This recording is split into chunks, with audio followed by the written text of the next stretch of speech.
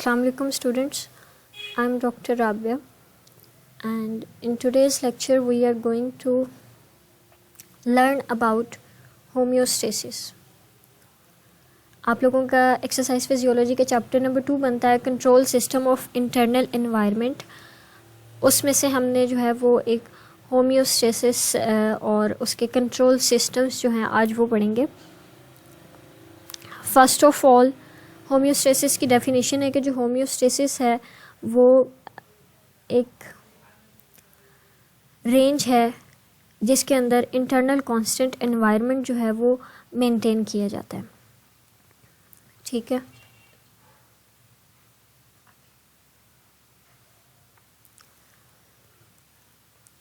इसकी डेफिनेशन क्या हो गई? Maintenance of constant internal environment. आपका बॉडी टेम्परेचर हो गया, पीएच हो गई, ब्लड प्रेशर हो गया, शुगर लेवल हो गया, ये एक मिनिमम और मैक्सिमम रेंज के अंदर जो है वो मेंटेन किए जाते हैं। This is homeostasis. Next term is steady state. ये क्या है कि unchanging level of physiological variable, कि आप either with in the range of homeostasis या इससे बाहर किसी भी फिजियोलॉजिकल रिस्पॉन्स में एक नया सेट पॉइंट कर लेते हो। एक नया पॉइंट आ जाता है जो कि नॉर्मल से हट कर होता है, but the body keeps that new set point into that range, तो ये आपका स्टेडी स्टेट कहलाता है। इसके एग्जांपल से जब हम समझेंगे तो हमें समझ आ जाएगी कि ये हमारे पास एक नई पॉइंट है, कांस्टेंट से हटकर वेरिएबल है, जो कि किसी फिजियोलॉजिकल रिस्पॉन्स में बॉडी जो है वो अडॉप्ट करती है और फिर बॉडी जो है वो वर्क करती है टू मेंटेन या to keep that new physiological variable at that set point. Now the difference between the homeostasis and the steady state is कि जो होम्योस्टेसिस है वो एक कांस्टेंट वैल्यू है। ठीक है, एक मिनिमम रेंज होगी, एक मैक्सिमम रेंज होगी, उसके बीच में जो है वो मेंटेन रखी जाएगी और ये नॉर्मल इंटरनल एनवायरनमेंट को जो है वो मेंटेन करती है। जो बॉडी, फॉर एग्जांपल हम वही टेम्परेचर के एग्जांपल लेकर चलते हैं कि अगर बॉडी का जो नॉर्मल रेस्टिंग टेम्परेचर होगा वो 37 है, तो आपकी जो होम्योस्टेसिस होगी या बॉडी का सारा फंक्शनिंग जो होगी वो हेल्प करेगी, वर्क करेगी to keep that temperature on 37। Steady state जो है वो हमारे पास एक वेरिएबल वैल्यू है, not a constant value like homeostasis. ये किसी भी फिजियोलॉजिकल वेरिएबल को डिनोट करती है। अभी मैंने बताया कि हम किसी भी फिजियोलॉजिकल फंक्शन के रिस्पॉन्स में या बॉडी किसी ऐसी स्टेट पे होती है तो फिर बॉडी एक नया सेट पॉइंट कर लेती है। लाइक फीवर, फीवर में आपका क्या होता है कि नॉर्मल जो बॉडी टेम्परेचर होता है वो 37 होता है, ये आपकी 37.5 या इस तरह से इसी रेंज में होता है। ठीक है, तो वो होम्योस्टेसिस है। अब क्या होगा कि फीवर के टाइम पे जो एक सेट पॉइंट है वो थोड़ा हायर हो जाता है और वो एक पॉइंट पे आ जाता है, लाइक 37 से सपोज कर लें 38 समथिंग, बस इतना। तो वो जो फीवर के टाइम पे बॉडी का न्यू जो सेट पॉइंट होगा वो नॉर्मल कंसीडर किया जाएगा, यानी वो आपका स्टेडी पॉइंट है या स्टेडी स्टेट है। ये वेरिएबल है लेकिन ठीक है, मतलब जब एक दफ़ा अडॉप्ट हो जाएगा तो फिर बॉडी जो है वो वर्क करेगी उसको अपनी उसी पॉइंट पे रखने के लिए। Indicates that the variable is unchanging but it is not necessarily normal, कि ये जो आपका एक न्यू सेट पॉइंट आया है ये वेरिएबल तो है, ठीक है, अनचेंज हुआ है फ्रॉम द नॉर्मल आपका वैल्यू से, लेकिन ज़रूरी नहीं है कि ये जो न्यू सेट पॉइंट है वो आपकी होम्योस्टेटिक रेंज के अंदर ही आए, उससे बाहर भी हो सकता है, उसके अंदर भी हो सकता है। एक और डेफिनेशन है स्टेडी स्टेट की कि ये बैलेंस है between the demand and the physiological responses to that demand. ठीक है, कि किसी भी फिजियोलॉजिकल कंडीशन में बॉडी की जो डिमांड है उस डिमांड के रिस्पॉन्स में बॉडी क्या क्या कर सकती है, उन दोनों के बीच में जो बैलेंस है वो आपका स्टेडी स्टेट कहलाता है। Steady state is required by the body using energy to keeping that physiological variable unchanging, कि एक जो न्यू सेट पॉइंट बन गया है, अब बॉडी जो है एनर्जी को यूज़ करते हुए उस वेरिएबल, उस न्यू सेट पॉइंट को हेल्प करेगी टू मेंटेन। इसके एग्जांपल यहाँ से हम देख लेते हैं कि ये हमारे पास एक जो है वो बॉडी का कोर टेम्परेचर दिखाया गया during the exercise. Normal resting temperature body का जो था वो 37 डिग्री सेल्सियस था, लेकिन एक्सरसाइज के दौरान जो है वो बढ़ना शुरू हो गया। ठीक है, फॉर एग्जांपल 38 या 37.9 तक चला गया। सो दिस न्यू पॉइंट, ये आपका क्या है, ये वेरिएबल है, ये नॉर्मल से हट कर है ना, होम्योस्टेसिस से हट गया, 37 से चेंज हो गया। तो ये जो अब न्यू पॉइंट है during that physiological state, exercise के दौरान आपका जो बॉडी टेम्परेचर बढ़ा है, ये अब आपका क्या कहलाएगा, न्यू सेट पॉइंट, जिसको हम स्टेडी स्टेट बोल रहे हैं। और अब सारी बॉडी की फंक्शनिंग जो होगी वो इस पॉइंट को 38 पर ही रखने के लिए वर्क करेगी। सेम एग्जांपल आपकी ब्लड प्रेशर के साथ है कि ये जो आपको एक डायग्राम दिखाई गई है, ये एक ओसिलेटरी वेव है। ठीक है, कि आपका टाइम के साथ साथ जो ब्लड प्रेशर है वो ये एट रेस्ट है। ठीक है, और ये आपका डिनोट कर रही है एवरेज आर्टीरियल प्रेशर को। अब control systems of the body, इसका फंक्शन क्या है कि ये आपके हेल्प करती है to regulate the new physiological variable at or near the constant value. ये जो कंट्रोल सिस्टम है, जो हमने अभी एग्जांपल देखी कि 37 नॉर्मल टेम्परेचर है, वो होम्योस्टेसिस हो गया है, कांस्टेंट टेम्परेचर है। लेकिन कि फिजियोलॉजिकल एक्सरसाइज के दौरान जो फिजियोलॉजिकल चेंज आया, तो न्यू हमारे पास एक वैल्यू आई जो उस टाइम पे नॉर्मल कंसीडर की जा रही थी, दैट वाज 38। उसको हमने स्टेडी स्टेट बोला, वो एक फिजियोलॉजिकल वेरिएबल था। तो आपकी बॉडी के जितने भी कंट्रोल सिस्टम्स हैं वो वर्क करेंगे to keep this new set point at the 37 degree Celsius और near the 37 डिग्री सेल्सियस। इसके अगर आप एग्जांपल्स देखें कंट्रोल सिस्टम्स की, तो हमारे पास प्रोटीन ब्रेकडाउन आती है, एनर्जी सिंथेसिस वगैरह आ जाती है। अब हम देखते हैं इसकी टाइप्स कौन कौन सी हैं। जो हमारे पास कंट्रोल सिस्टम है, इसकी दो टाइप्स हैं, एक नॉन बायोलॉजिकल कंट्रोल सिस्टम्स और एक हमारे पास बायोलॉजिकल कंट्रोल सिस्टम्स।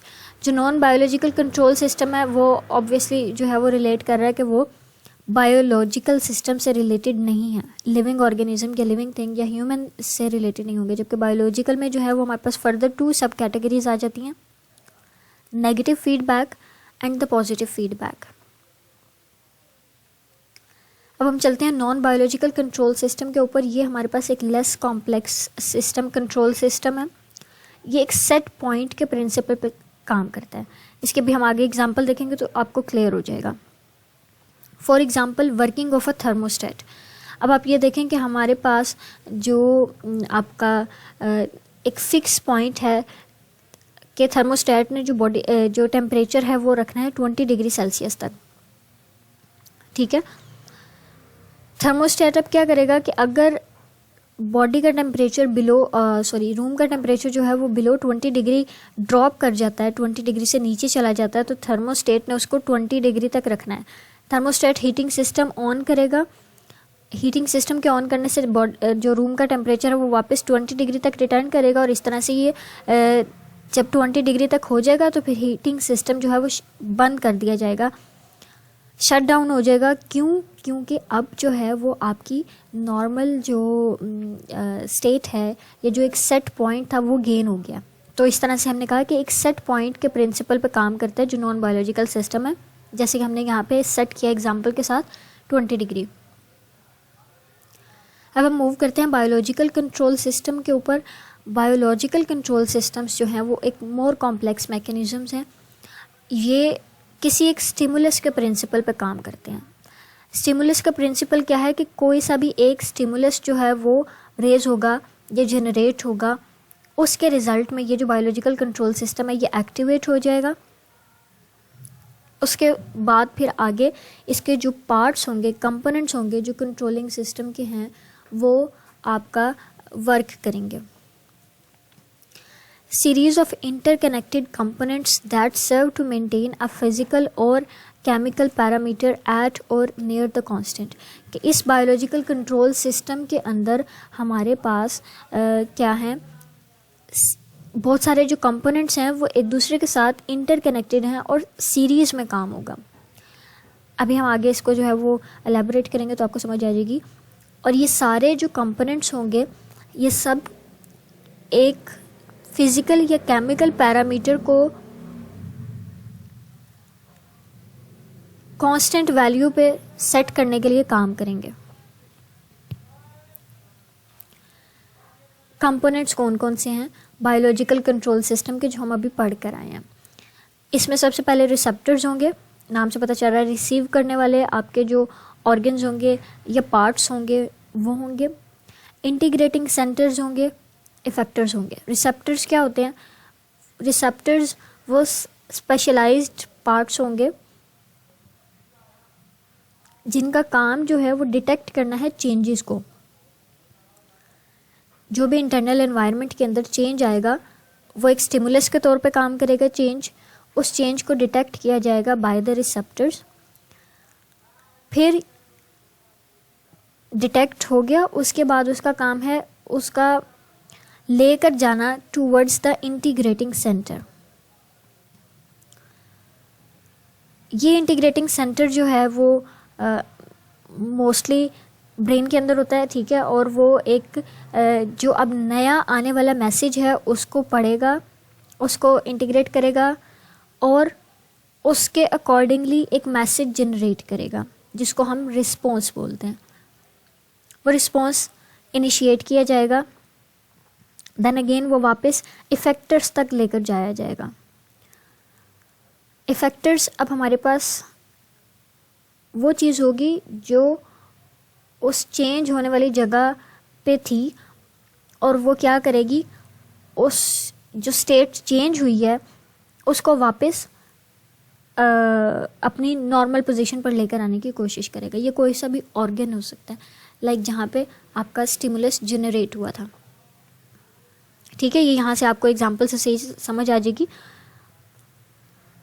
हम नर्वस सिस्टम के मोस्टली एग्जांपल लेते हैं। हमें कोई सा भी टच रिसेप्टर या हीट, आपकी सेंसेशन, कोई सा भी स्टिमुलस मिले तो फिर वो स्टिमुलस जो है वो डिटेक्ट किया जाता है बाय द रिसेप्टर, ठीक है।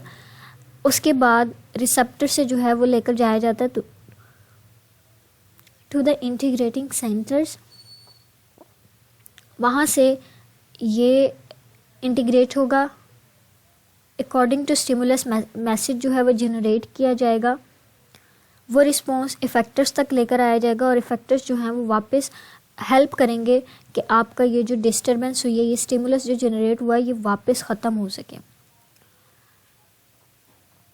इसकी हम एग्जांपल लेते हैं ब्लड प्रेशर से, कि अगर ब्लड प्रेशर जो है वो इंक्रीज़ हो जाए तो इंक्रीज़ नॉर्मल से बढ़ जाना जो है वो आपके स्टिमुलस के तौर पर काम करेगा, ये आपका डिटेक्ट किया जाएगा, ठीक है। उसके बाद इंटीग्रेटिंग सेंटर तक लेकर जाया जाएगा। वहाँ से जो है वो सारे फंक्शंस या जो अब न्यू रिस्पॉन्स आएगा फ्रॉम द इंटीग्रेटिंग सेंटर, वो क्या होगा कि ब्लड प्रेशर को ड्रॉप कराना है बैक टू द नॉर्मल, और आपके इफेक्टर ऑर्गन्स जो हैं वो उससे काम करेंगे। अब हम चलते हैं एग्जांपल्स के ऊपर। Positive feedback and negative feedback. जो नेगेटिव फीडबैक है ये आपका काम करता है कि जो जिस स्टिमुलस की वजह से जो है फीडबैक, यानी ये एक तरह से सर्कल है, ठीक है, कि एक स्टिमुलस आएगा, जैसे हम पीछे सारे कंपोनेंट्स पढ़ कर आए हैं। इंटीग्रेटिंग सेंटर होगा, इफेक्टर आएगा और वो उस स्टिमुलस के लिए काम करेगा। लेकिन यहाँ पे जो नेगेटिव फीडबैक है उसमें क्या होगा कि जो रिस्पॉन्स आएगा वो स्टिमुलस के अगेंस्ट आएगा, स्टिमुलस को डिक्रीज़ करने के लिए आएगा। जबकि पॉजिटिव फीडबैक के अंदर जो रिस्पॉन्स आएगा वो in the favour of stimulus होगा, स्टिमुलस को इन्हांस करेगा। एग्जाम्पल से आपको जो है वो क्लियर हो जाएगा। जो नेगेटिव फीडबैक है वो most of the biological control systems के अंदर, मतलब जो बायोलॉजिकल कंट्रोल सिस्टम है उसमें ज़्यादातर जो फीडबैक है वो नेगेटिव टाइप का है। इसमें जो रिस्पॉन्स होता है वो रिवर्स करता है स्टिमुलस का, या ऑपोजिट होता है टू द रिवर्स। एग्जाम्पल क्या है कि maintenance of carbon dioxide levels in the body. देखें, हमने भी क्या पढ़ा कि हमारे पास जो नेगेटिव फीडबैक है वो एक स्टिमुलस जनरेट होगा, चेंज होगा इंटरनल एनवायरनमेंट के अंदर, वो चेंज स्टिमुलस कहलाएगा, वो डिटेक्ट किया जाएगा बाय द सेंसर। उसके बाद वो कंट्रोल सिस्टम तक, इंटीग्रेटिंग सेंटर तक लेकर जाया जाएगा। अकॉर्डिंगली आपका मैसेज जनरेट होगा वो इफेक्टर तक लेकर आया जाएगा और इफेक्टर का काम जो है वो वापस जो है वो क्या करना है, स्टिमुलस को डिक्रीज़ करना है।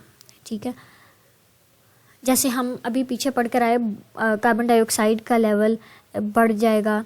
ठीक है, यहाँ पे हम टेम्परेचर की एग्जांपल ले रहे हैं कि जब आपकी बॉडी का टेम्परेचर नॉर्मल 37 डिग्री सेल्सियस से बढ़ जाएगा तो फिर आपके जो रिसेप्टर्स हैं, ठीक है, वो डिटेक्ट करेंगे इस रेजिंग टेम्परेचर को, लेकर जाएंगे रेगुलेटरी सेंटर तक जो कि आपका क्या कहते हैं ब्रेन के अंदर पड़ा हुआ है, हाइपोथैलेमस। ठीक है, वहाँ तक इसका मैसेज जाएगा।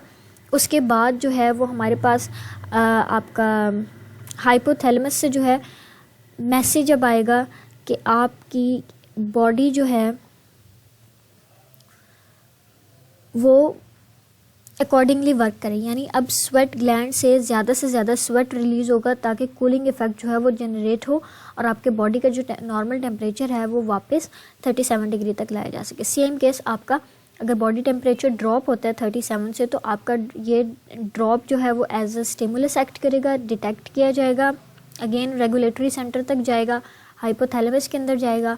हाइपोथैलेमस जो है वो अब जो मैसेज भेजेगा वो मस्कुलर कॉन्ट्रैक्शन होगी। जब मस्कुलर कॉन्ट्रैक्शन होगी हीट जनरेट होगी और आपका जो बॉडी टेम्परेचर 37 डिग्री सेल्सियस से ड्रॉप हो गया था वो वापस 37 तक आ जाएगा। एक और एग्जांपल नेगेटिव फीडबैक की जो है वो कार्बन डाइऑक्साइड की है कि जब आपका जो normal level of carbon dioxide है अगर वो बढ़ जाता है किसी भी फिजियोलॉजिकल एक्टिविटी की वजह से, तो मतलब सेलुलर रेस्पिरेशन ज़्यादा हो रही है, ज़्यादा कार्बन ऑक्सीजन जो है वो यूज़ हो रही है और ज़्यादा जो है वो कार्बन डाइऑक्साइड बन रही है। जब ज़्यादा कार्बन डाइऑक्साइड रिलीज़ होगी तो partial pressure of carbon dioxide बढ़ जाएगा। ये इंक्रीज़ जो है वो डिटेक्ट किया जाएगा by the breathing centre in medulla oblongata, यानी ये इंटीग्रेटिंग सेंटर है। अब ये क्या करेगा, अकॉर्डिंगली काम करेगा, यानी कार्बन डाइऑक्साइड इसने अब काम क्या कराना है कि ज़्यादा से ज़्यादा कार्बन डाइऑक्साइड का रिलीज़ हो बॉडी से ताकि हम लेवल को वापस नॉर्मल तक लेकर जा सकें। अब ये दो तरह के जो है वो रिस्पांस भेजेगा। एक तो हार्ट को भेजेगा कि हार्ट रेट बढ़े। जब हार्ट रेट बढ़ेगा तो हार्ट की जो कॉन्ट्रैक्शन है वो ज़्यादा से ज़्यादा होगी। ठीक है, और साथ साथ रेस्पिरेटरी रेट भी बढ़ेगा कि number of inspiration and expiration in 1 minute जो है वो बढ़ जाएगा। अगर नॉर्मल जो है वो 16 टाइम्स है इन अ मिनट, तो जब आपने ऐसी फिजियोलॉजिकल कंडीशन में क्या हो जाएगा वो 20 टाइम्स हो जाएगा, यानी रेस्पिरेशन जो है वो बढ़ गया। इस तरह से क्या होगा कि ज़्यादा से ज़्यादा जो है वो कार्बन डाइऑक्साइड एक्सेल कर दी जाएगी और इस तरह से आपकी जो बॉडी का कार्बन डाइऑक्साइड लेवल है वो वापस नॉर्मल तक चला जाएगा। अब हम बात करते हैं पॉजिटिव फीडबैक की। पॉजिटिव फीडबैक जो है वो हमारे पास हमें नाम से पता चल रहा है फेवर कर रहा है, सेम डायरेक्शन में होगा। जो स्टिमुलस जनरेट हुआ है उसी स्टिमुलस को इन्हांस करने के लिए सारा जो रिस्पॉन्स आएगा वो होगा। ये लिखा हुआ है increases the action of a stimulus. इसकी अगर हम एग्जांपल देखें, ये हमारे पास जो है वो इतना कॉमन नहीं होता बॉडी के अंदर। इसकी एग्जांपल जो है वो हमारे पास लेबर के टाइम पे जो यूट्रस की कॉन्ट्रैक्शन होती है वो है कि जब बेबी जो है वो मूव करता है सर्विक्स की तरफ तो उसकी मूवमेंट की वजह से स्ट्रेच इंड्यूस होता है। वो स्ट्रेच सेंस किया जाता है, ठीक है, by the stretch receptors in the uterus. ये स्ट्रेच स्टिमुलस जो है ये आगे चला जाएगा रेगुलेटिंग सेंटर के पास, यानी हाइपोथैलेमस के पास। हाइपोथैलेमस अब क्या करेगा, पोस्टीरियर पिट्यूटरी ग्लैंड से ऑक्सीटोसिन को रिलीज़ करेगा। ये ऑक्सीटोसिन ब्लड के थ्रू यूट्रस के मसल्स के अंदर आएगा, उस पर एक्ट करेगा और अगेन उसकी कॉन्ट्रैक्शन जो है वो बढ़ा देगा। यानी जो स्टिमुलस जनरेट हुआ था उस स्टिमुलस को इन्हांस करने के लिए सारा काम किया जा रहा है। मोर द कॉन्ट्रैक्शन, जितनी आपकी जो कॉन्ट्रैक्शन होगी यूट्रस की उतना ज़्यादा ऑक्सीटोसिन रिलीज़ किया जाएगा। तो ये एक डायरेक्ट प्रोपोर्शनल जो है वो उस वे में काम कर रहा है कि जितना ज़्यादा स्टिमुलस बढ़ता जाएगा उतना ज़्यादा जो है वो रिस्पॉन्स आता रहेगा।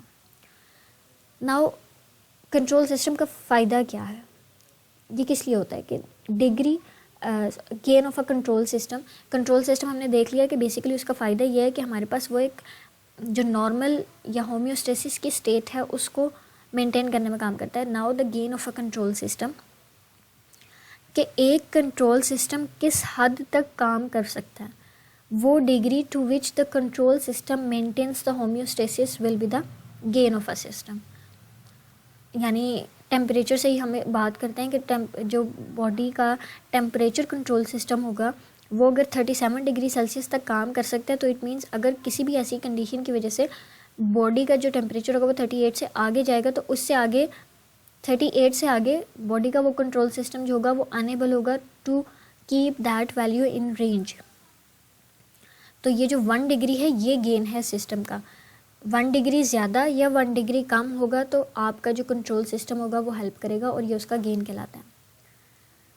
System with the large gain is more capable of maintaining the homeostasis. जितना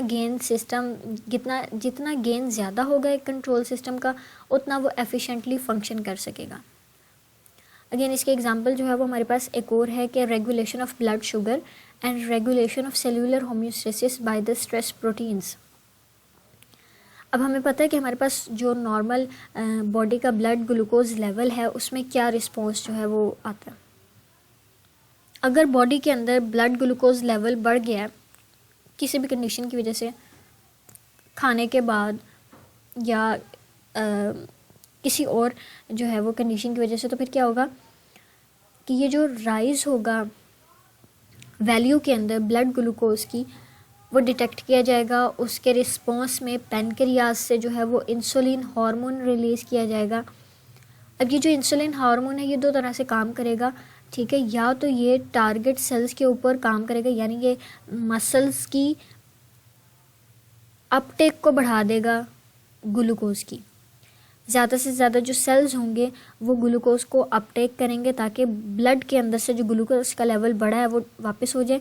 इसके साथ साथ लीवर सेल के ऊपर ये क्या करेगा कि ग्लूकोज को कन्वर्ट करेगा टू द ग्लाइकोजन, और इस तरह से जो टेम्परेचर बढ़ा था वो फॉल हो जाएगा. और अगर ये नॉर्मल लेवल से भी ज़्यादा नीचे चला जाता है तो फिर पैनक्रियाज ग्लूकागोन को रिलीज़ करता है. ये ग्लूकागोन जो है वो हमारे पास क्या करेगा, जो ग्लाइकोजन जो स्टोर फॉर्म ऑफ ग्लूकोज है वहाँ से ग्लूकोज को रिलीज़ करेगी ब्लड के अंदर.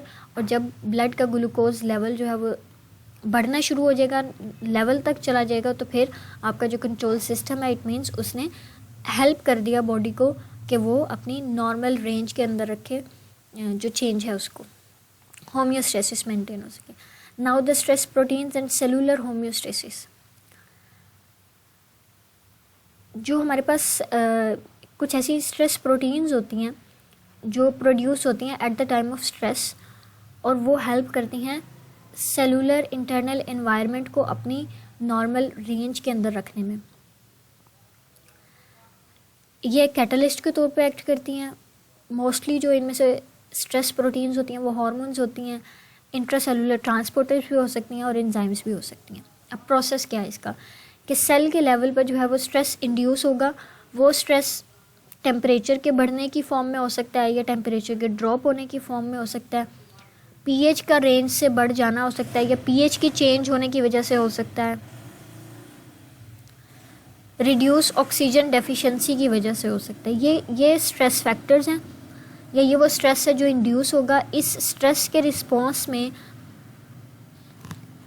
जो आपकी नॉर्मल बॉडी की जो प्रोटीन्स होंगी वो डैमेज हो जाएंगी, ख़राब हो जाएंगी. ये डैमेज प्रोटीन्स जो हैं अब ये स्टिमुलस के तौर पे काम करेंगी, ठीक है, और स्ट्रेस प्रोटीन्स बनेंगी इन डैमेज्ड प्रोटीन के रिस्पॉन्स में. ये स्ट्रेस प्रोटीन उन डैमेज्ड प्रोटीन्स को दोबारा से रिपेयर करेंगे और इस तरह से आपका सेल जो है वो इस स्ट्रेस को जो है वो मैनेज करने में हेल्पफुल होगी.